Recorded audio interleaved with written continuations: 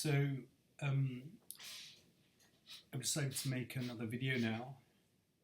I'm not sure if it's going to work out, so if it doesn't, I'll just bin it. And if it seems reasonable, then I'll share it with others.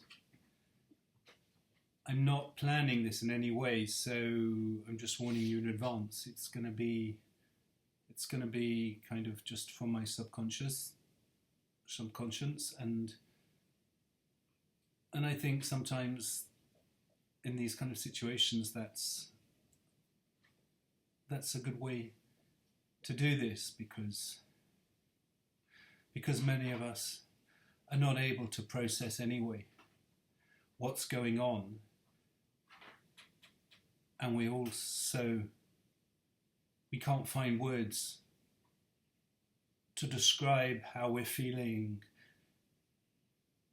and what we're experiencing on a daily basis, and how to describe the horrors that we're seeing on our screens daily, and how to put into words our feelings for those that have become dear for us in Gaza, that we're in contact with, and those that we're not in contact with and that we see on our screens, that are just living and dying such horrors that are indescribable, and such evil that we never thought that we would have to even try to fathom in our lifetimes. So maybe that's the best way to do it, because if I was to plan it and try to structure it more, then maybe it would come out too clinical and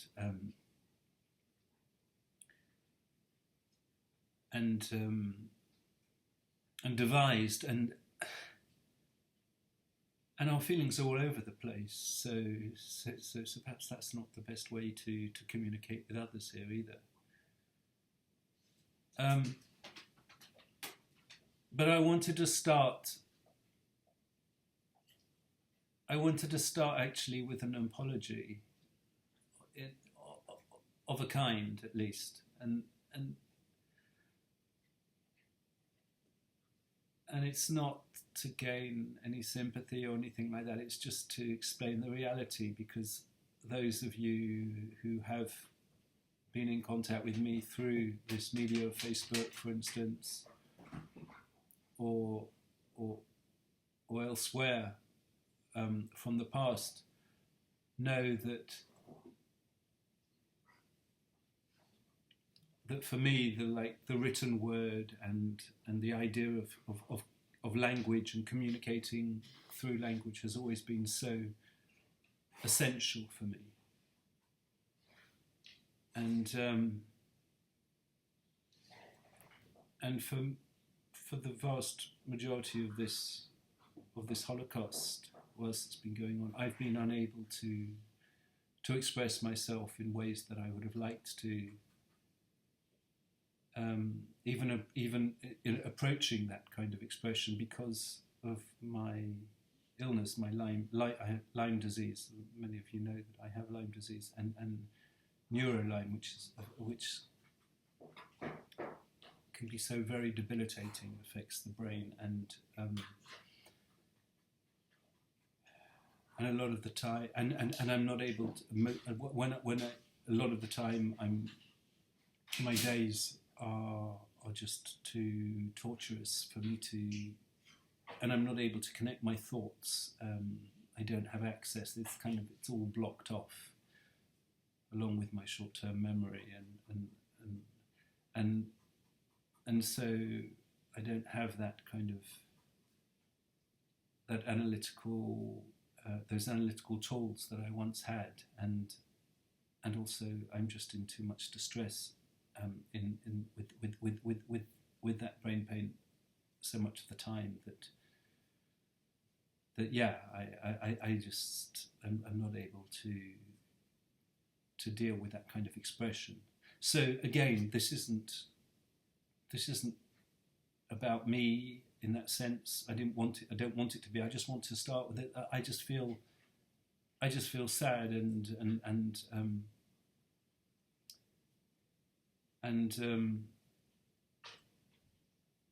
that I feel frustrated that I'm not able to express myself and because so much of the time, because that's one way that I feel that I can contribute here, and that I certainly have in the past, and that's so important because that's one of the big problems that so many of us have today, is that we just feel so helpless. I mean, so entirely, utterly helpless. Just observing the complicity of our leaders and the occasional lip service that so that they can assuage their consciences, but without actually doing anything of substance, other than being complicit and collaborating in this genocide in different ways, and so yeah, it's that it's frustrating that I'm not able to contribute more, because all of us, that's one of the great, for us on the outside, so many of us, I don't know, everyone can say what they're feeling, but there's a feeling of guilt, I suppose, maybe in some sense, guilt, because we have so much empathy for what is taking place, for the horrors that the Palestinians are enduring, mostly in Gaza, but obviously also in the West Bank. But if we stay with Gaza for the moment,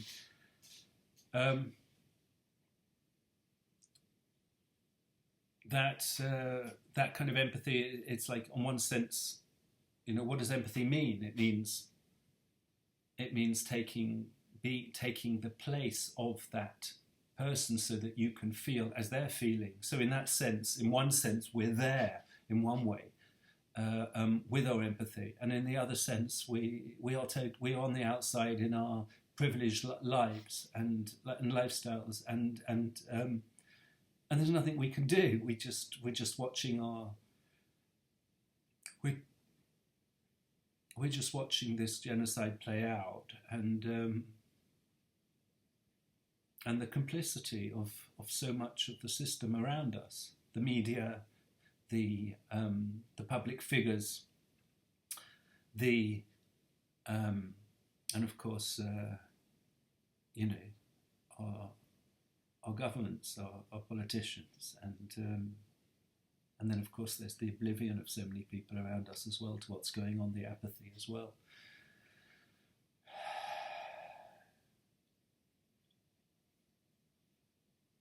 So,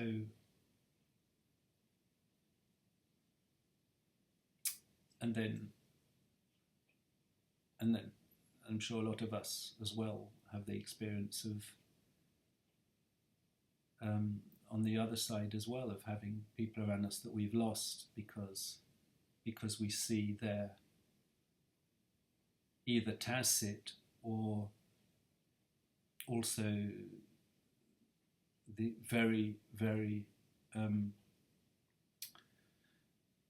overt complicity in terms of support for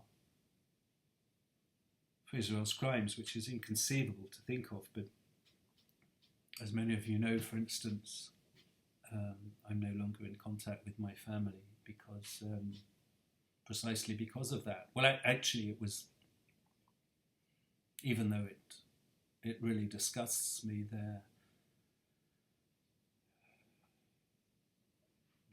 their opinions and their views towards this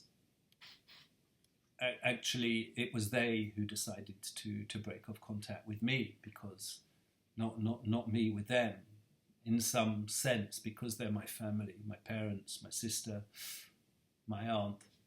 I would have, despite my revulsion to their stance, somehow I suppose I would have tried to navigate, to try to keep some kind of a modicum of at least a basic kind of contact. But they chose to cut that off with me, because of what they think of as my, as they put it, hatred of Israel and love of Palestinians. For them, there couldn't be anything worse than that. So,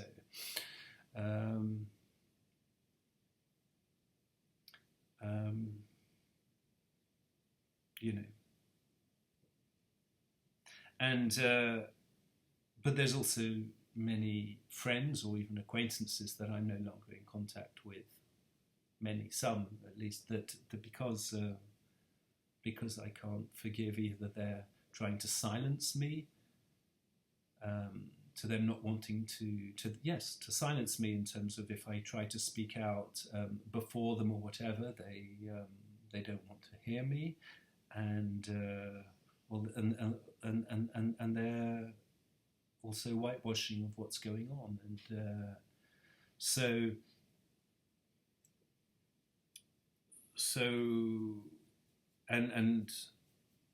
and the fact that from their side, if they see me critiquing them, because I won't be silent, certainly won't be silent today about anything. So if I see there's a room for critique, I will critique, and if they see me critiquing them, then and speaking out against this Holocaust and the crimes against humanity, and in defence of both Palestine and also the right to resist these crimes as well by Palestinians. That doesn't mean I agree with everything that Hamas does, or with its ideology, or with its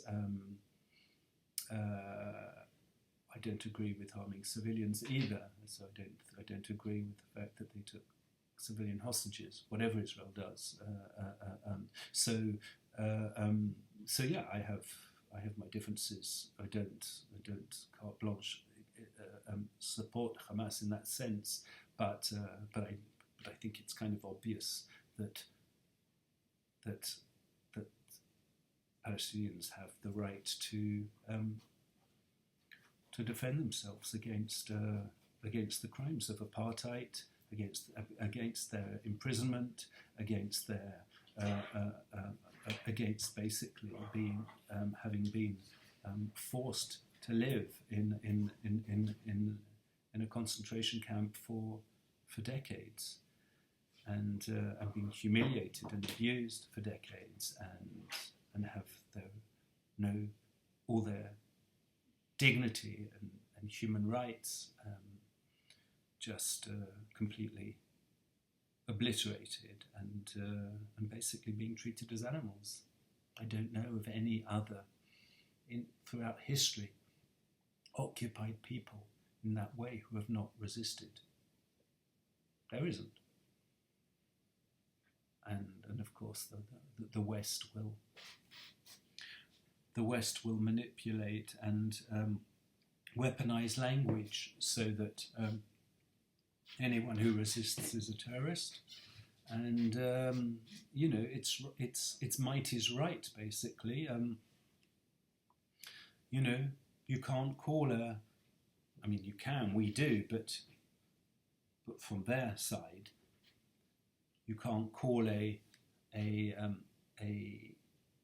independent state, you can't call that a terrorist entity in terms of the way that is accepted in our Western mindset, or whatever. But that's ridiculous, because Israel is a terror state. It's a terrorist state. I mean, what it is what it is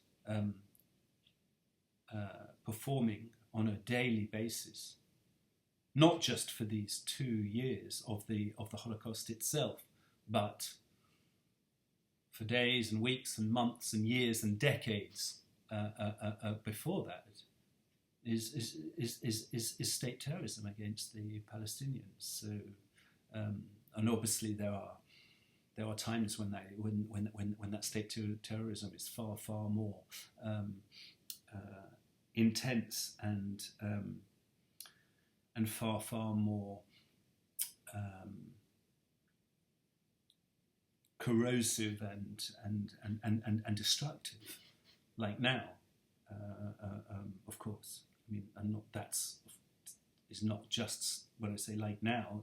I'm obviously not just speaking about the Holocaust that is taking place in Gaza, but I'm also talking about the state terrorism in the West Bank, and to a lesser extent, Palestinians in Israel, of course. I mean, they I mean, in terms of the apartheid that Israel enacts, it's a different apartheid in Israel, you could say, to the apartheid in the West Bank or Gaza, but it's all under, obviously this is all territory under Israel's control in one way or another, and without a doubt there's also apartheid in Israel. I lived in Israel for 21 years. I can tell you that Palestinians do not have the same rights as Jews do, and they're not treated in the same way. They don't have the same access to jobs, to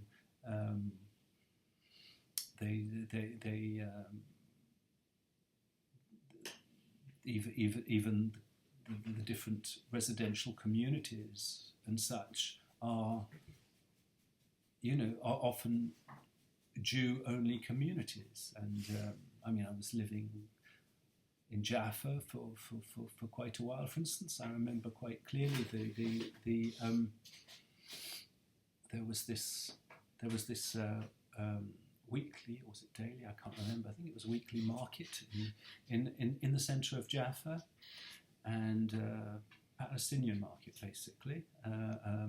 The Israeli Palestinians, and I used to go there regularly, and then they decided to basically close that down, plant olive trees. It's what Israel does. Of the first stage, if you plant something like olive trees, then it becomes kind of untouchable land. And then there was a tender that was sold to this construction company there to build a whole residential block that was clearly stipulated it was for Jews only. And it's just an example. But those who say that apartheid is not inside Israel, it's only in the if at all. Obviously, there's those who deny it exists at all, but will say that the West Bank, that perhaps they will reluctantly agree that yes, there is injustices in the West Bank, but Israel, there's all this equality, everything. That's simply not true. And those of you who know me from throughout the years will know about a student I had, a Bedouin student, Noor. What's his surname? Noel. It will come to me perhaps, but who's from el-Khiran and this Bedouin community that were living there, very, very educated Bedouin community. Almost everyone there had a master's at least. They were all they were all teachers, academics, engineers, and such like. But this was in the Negev, outside of Beersheba, and inside the so-called Green Line, so inside what we refer to as Israel proper today, although I personally always now call it either Israel, Palestine, or Palestine. there's no more Israel proper for me anymore. Everything today for me, it's one land. It's and that land is it's Palestine. But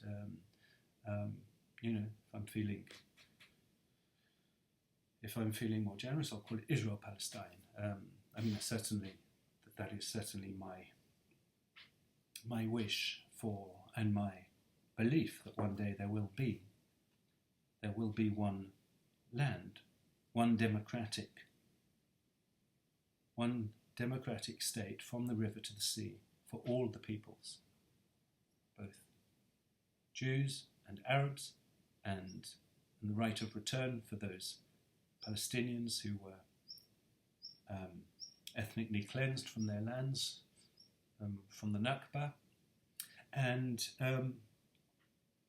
so that is, for me personally, I don't really care what you call it, but it's one land, and I think it's more politically correct to call it either Palestine or Israel Palestine. But sorry, that was a digression. But going back to this. So El-Khiran, I had this Bedouin student of mine there, and who one of the last courses I taught in Beersheba, in Semi Shamoun there. He came to me at the end of the first lesson and asked to speak to me in private, and told me his story, that his father had been murdered in cold blood by the Israeli, I think it was the police actually, that because they had decided that these Palestinians who were living in the village of El-Khiran in the Negev,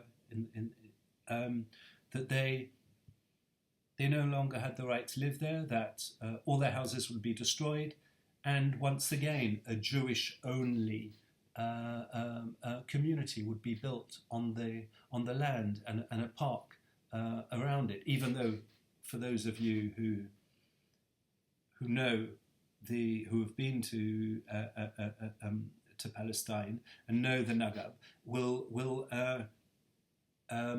know that it's just huge terrain of desert and hills and such like. So there was no problem with space. They could have built anywhere, but no, they decided they were going to ethnically cleanse. They would ethnically cleanse the Bedouins from their village, and the day that they started doing that, so early in the morning. Some of you will know this already, so it's just a reminder. But early that morning, so Noor's father, Yaqub, he went very early in the morning, like at dawn or whatever it was, to his house to collect the valuables from his house, because the house was going to be destroyed, bulldozed, as part of this ethnic cleansing program. And he had important valuables he needed to collect from the house, and they and as he left the house, they fired on him, and he lost control of the car. The car hit a policeman died, and then they fired on him again at close range. Refused to allow the common story, as everyone knows. They then refused to allow any ambulances to come and treat him, and he bled to death. And my student Noor, that was the son, and when I started my class, he was living on the ruins of the destroyed house, on a mattress. I went to visit him there, and I raised some money for his family and things through fundraising, and but for him the most terrible thing about this whole story, of course, is the murder of his father, but was the fact that Israel then invented, which they always do again, invented this whole narrative that the father was a terrorist. and all the newspapers, all the media sources basically referred to him as a terrorist. The father actually had a master's in chemical, was it chemical engineering or some kind of engineering? Was the, I think, a head teacher or a senior teacher at a school in a Palestinian school in Beersheba or nearby, and was one of the most respected members of his community. But that's what they do. And then again, it reminded me so much of a recent event in Gaza, because what they claimed that he was driving without his lights on at full speed, and as proof that that his motives were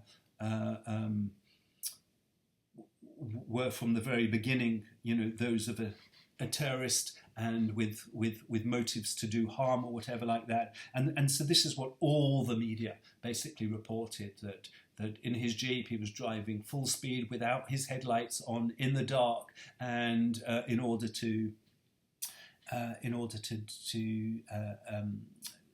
harm the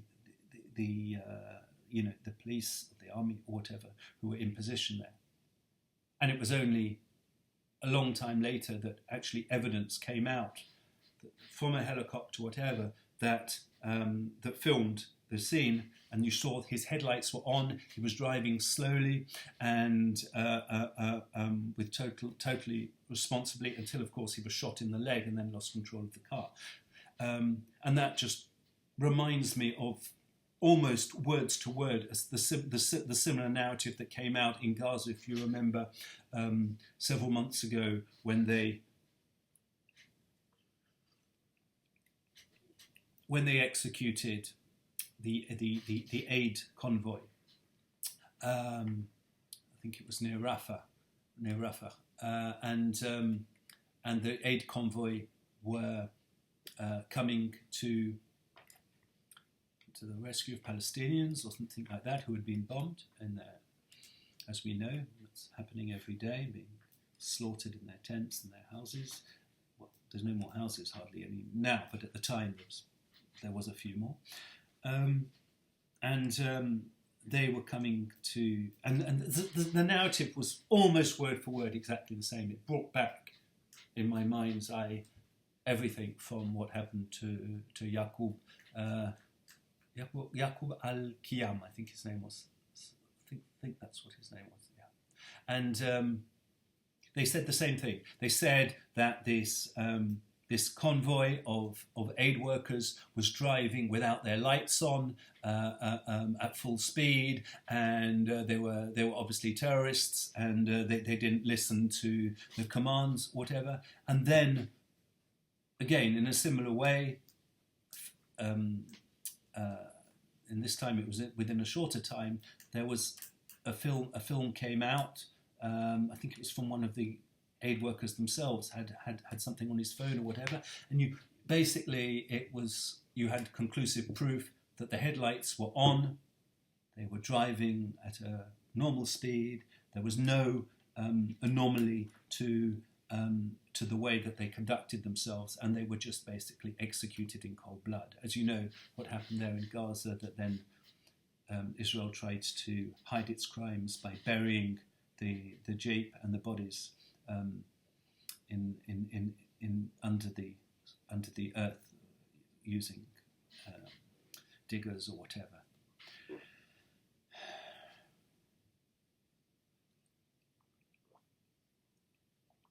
I mean, just from that little vignette itself,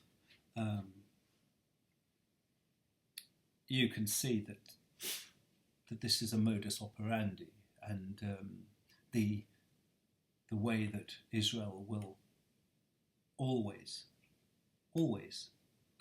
distort the truth, manipulate the reality, do everything in its power to create some kind of alternative narrative that, for some reason, the West just is so, despite this happening time and time and time and time and time and time and time and time and time again, for some reason, the West is just so keen to lap it up without question, without even demanding any kind of conclusive evidence from Israel or whatever. It happened with the beheaded babies, the babies in ovens. It's one of the reasons. I used to have a friend here near where I live from Israel, a Buddhist, but one of the last conversations I had with her was when we met, we no longer in touch, was that it was, and she is actually a lovely person. I do feel, I think it's a shame that this got in the way of our friendship, but it did, and because it wasn't just this. There was other reasons, but for her, well, I remember when I brought it up. For her, it went without, and this was today. This was only a few months ago, or whatever. That for her, when I brought it up as an example of Israel's duplicity and things like this, of building these narratives, she said, for her, it was without question, yes, Hamas did behead babies. They did put babies in ovens, and they did play football. It's almost quite ludicrous if it wasn't so sickening to say that they did play football with a breast of one of the women that they cut off. Can you even imagine that? But yeah, for her it was, and then and when I took her up on that, her answer was, well, you're entitled to your opinion and I'm entitled to mine. I found that the most extraordinary answer to give. How can it be an opinion whether babies were decapitated or burnt in ovens, or women had their breasts cut off to play football with? These aren't opinions. I don't need to waste my breath now. We all know that this was all debunked, but we all know that so many Israelis continue to believe that, and I'm just remind you that at the time there was that. Sorry, my doggies. There was that that fucker Biden, Genocide Joe, I think that's what we called him, who said to the public, in a press interview, I think it was, that he had seen the gruesome, abominable photos that he will never be able to forget of these decapitated babies.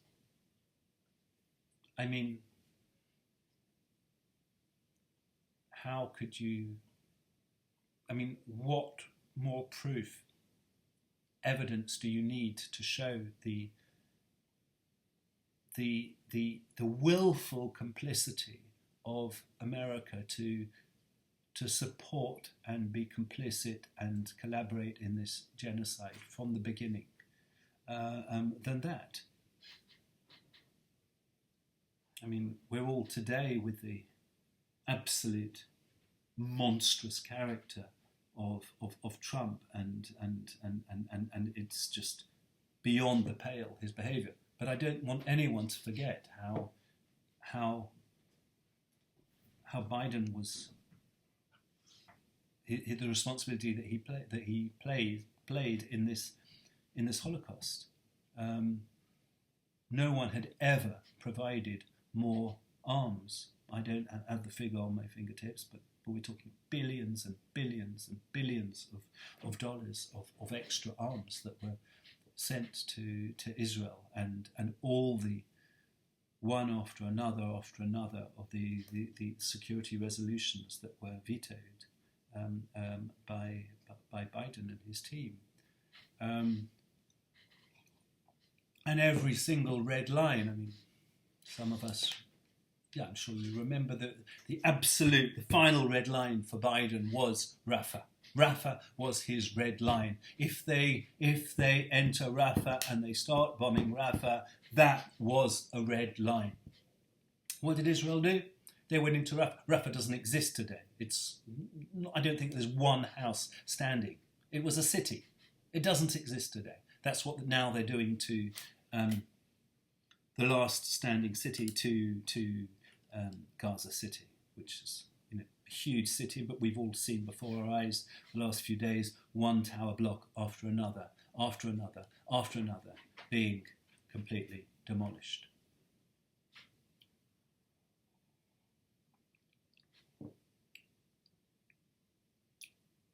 And as we know, these are, being demolished, I should finish my sentence with, of course, families inside, and families both inside and beside, but so demolishing entire families, and in the process, and so many children.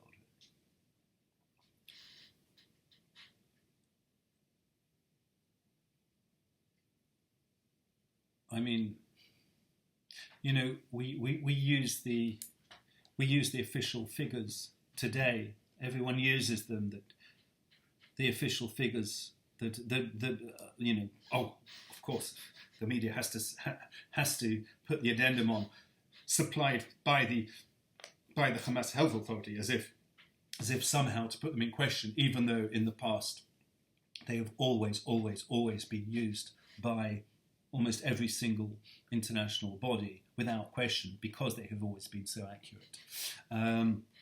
But we know today that those figures are conservative, to say the least. And so what is, I think we're almost at 70,000 now in terms of these official figures of massacred Palestinians, but we all know that in terms of the real death toll of Palestinians, we all know that it is vastly greater than that, and there are so many reasons to support that. One is that because these are official figures, they can only account for those who have been whose bodies have been found and whose names are known. But we know that, first of all, there are tens of thousands buried under the rubble. We know that. That's not even put in doubt. We also know that thousands upon thousands of Palestinians have been disappeared by Israel, either imprisoned and tortured and raped in Israeli jails, and this time we know, as opposed to the to the manipulations that Israel was using about this mass systemic rape that Hamas took part in on October the 7th, for which to today no evidence has been provided whatsoever. When I say no evidence, no evidence that would stand up in court. We know the kind of evidence that Israel provides, as it did with its decapitated babies and babies in ovens and babies on washing lines. I forgot that one. There was a whole load of babies that were meant to have been hung up on washing lines as well. We know the kind of the kind of witnesses that Israel uses. But no, this is we're talking about rape that has conclusive evidence, that of the most vicious, sadistic sadistic kind possible. The rape, where instruments have been shoved up the anuses of the prisoners until they until they rupture their intestines and cause them irreparable damage, if not death. I mean, I think I don't know how many hundreds now have died in over these last 2 years in Israeli prisons, but it's a lot have also died in the Israeli prisons. Died. I don't like this language. Have been murdered. Have been brutally murdered.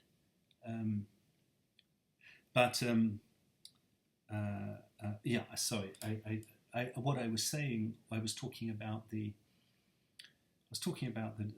fatalities, the deaths. So there are those who are the tens of thousands unaccounted for under the rubble. There are those that have been disappeared, the thousands upon thousands that have been disappeared.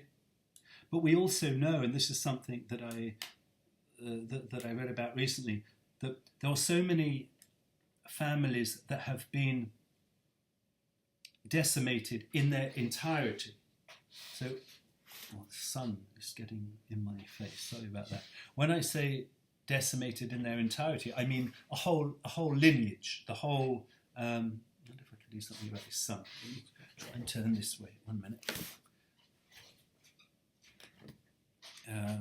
Never mind. I look like I'm illuminated now, which I'm certainly not. There are so many families, hundreds upon hundreds of families that have been wiped out, the whole lineage. So often, generations. So what would that be? 4, 5, 6 generations of families, from great-grandmothers down to great-grandsons and things like that. Whole lineages having been wiped out. We know that we've all come across these documentation of a family of over 100, entire family, a entire lineage of over 100 people that have been wiped out. That includes, of course, cousins and aunts and uncles. The whole lineage basically just wiped out. When that happens, there's no one to actually account for them. So that often when families are wiped out in that way, it's not reported, because it's normally a family member that will report the slaughter of another family member. But when it's the entire lineage that's wiped out, obviously that can't be done. That was pointed out to me, I think, by one of my Gazan friends.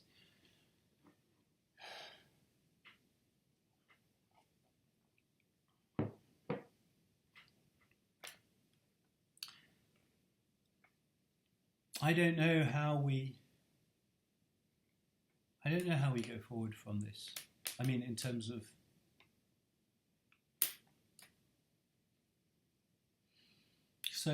of how we, when I say we, I'm talking about those of us who have our humanity intact. How do we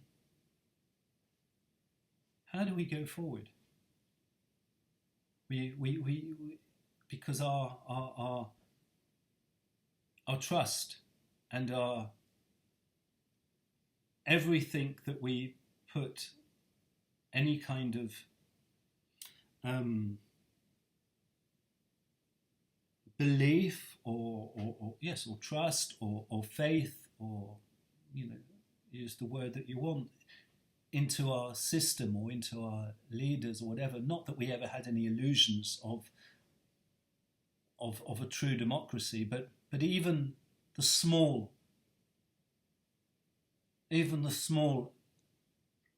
part of us small parts of it that we believed in, it's been complete. There's nothing more for us to grab onto, to hold onto, because it's all just come down. like a house of cards. We see transparently now what that is. Those constructs, and it's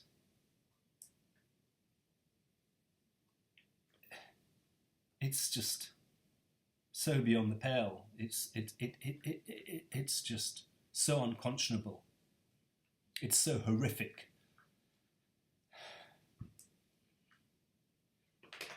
Who would have ever thought in our lifetimes,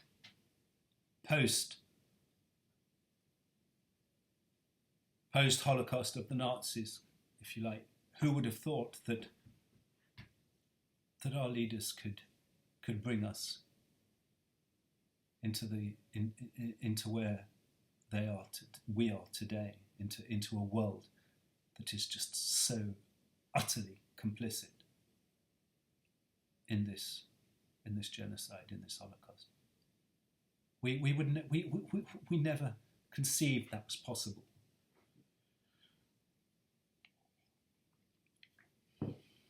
I say that we don't know, that there's no way forward. There is one way, of course, but it's just not happening. And that way, of course, is to make sure that we fucking elect. We don't elect these monsters ever again. Ever. That's what democracy should be. I mean, you know, it's the people that elect. And the fact that they're not, the fact that, I mean, just look at the UK today. I mean, who is waiting now in the sidelines to be elected? It's that fascist, from the Reform Party, Farage. So, who of course supports completely this kind of behaviour without question. So if we haven't even learnt anything from this, and if what does that say? Does that say that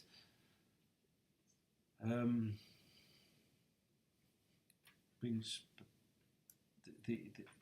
I just thought of Hannah Arendt's mass psychology of fascism or whatever, but I mean, is that what it is? Is that what mankind is doomed to just be in this loop of being manipulated? And is mankind just so entirely ignorant in that sense that time and time again it just has to elect these monsters, because these monsters will play to them the harp or whatever as with their popular promises, and like Trump did, for instance. I mean, the absolute euphoria in the United States of pre-Trump election, and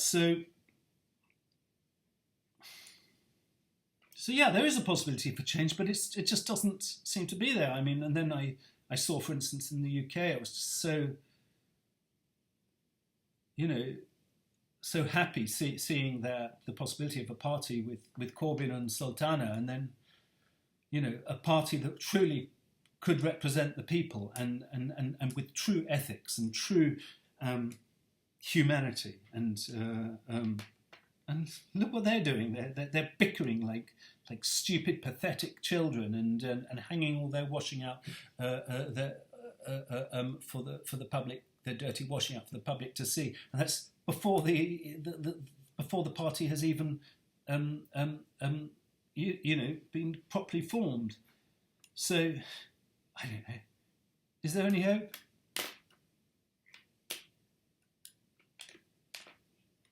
I'd like to think there is, but I can't see it at the moment.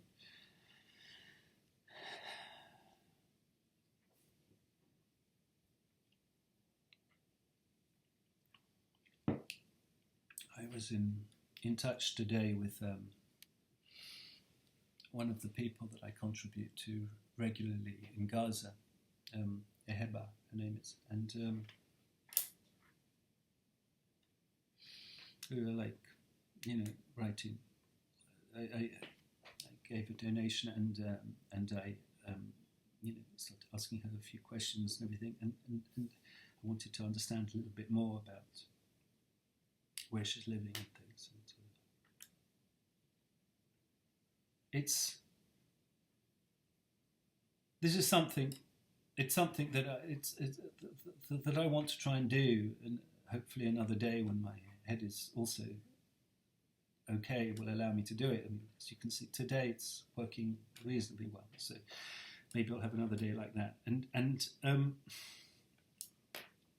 that is to, and I think we should all try this. I mean, I began by talking about empathy, but I think we should all really, I mean, a form of meditation, if you like, because when you meditate, you can meditate on your breath and just completely and utterly avoid your mind of everything. But there's a kind of what's called analytical meditation, where you can actually meditate on, you can work through certain scenes, scenarios, whatever, but when you're in a meditative state, doing that calm, you're channeled only on that, and it's so much more powerful. And this is what I think we should all do, and that is put ourselves really there. Many of us have extreme empathy. Some of us are even too much empathy, and that's why we suffer so much with the Palestinians. And I'm not saying that's a bad thing. I'm just saying that we have to pay the price anyway for doing so.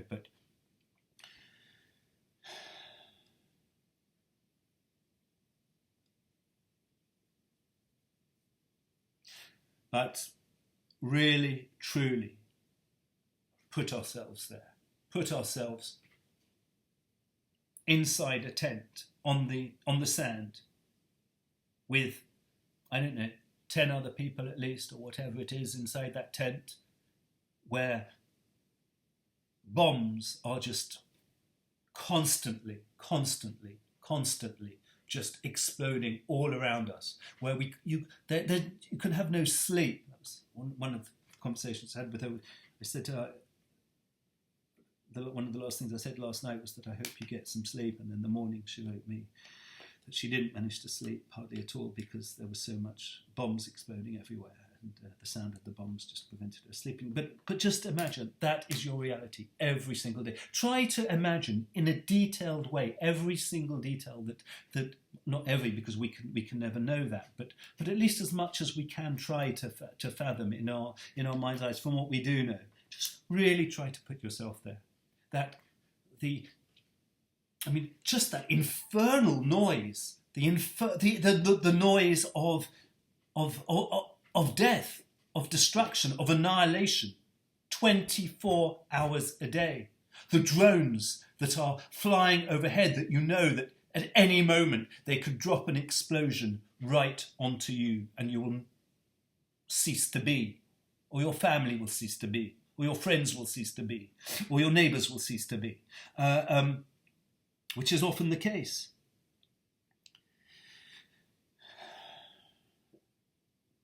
And I'm reminded of another person in Gaza that I follow his posts and I'm in contact with, and that's Reda Akram and his beautiful son, Abdullah.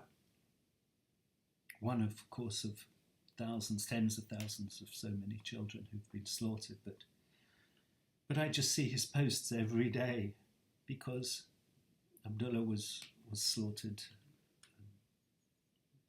several weeks ago, quite a few months ago, I think it was now, but he's reliving that every single day, Reda is, and it's just obvious that he feels he can just not, he can't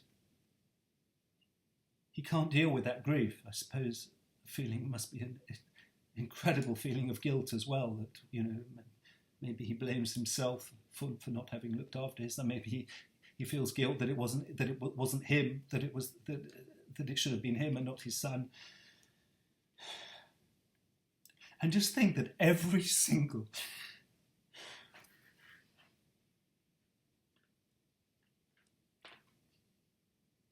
every single individual in Gaza, of the 2 million or more, are experiencing that in one way or another. Just put yourself in there.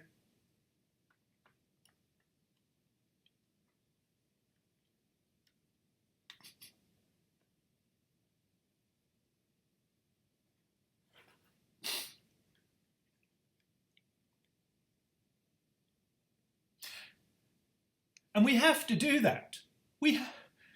Because as human beings, we need to know what they're feeling. Because if we don't, then what is the alternative? The alternative is to do what our leaders are doing and what so many of those around us are doing, what my family are doing, and what people who used to be my friends perhaps are doing. And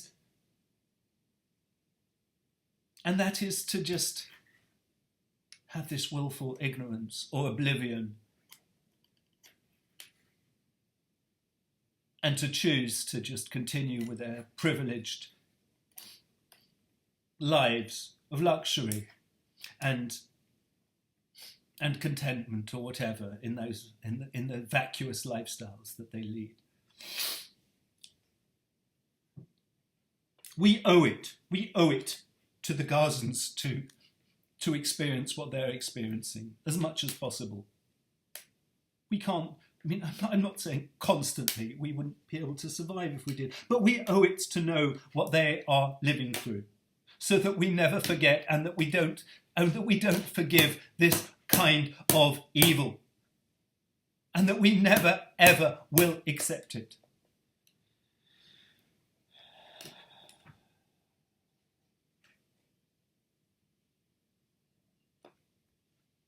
I'm going to stop there. Thank you for listening.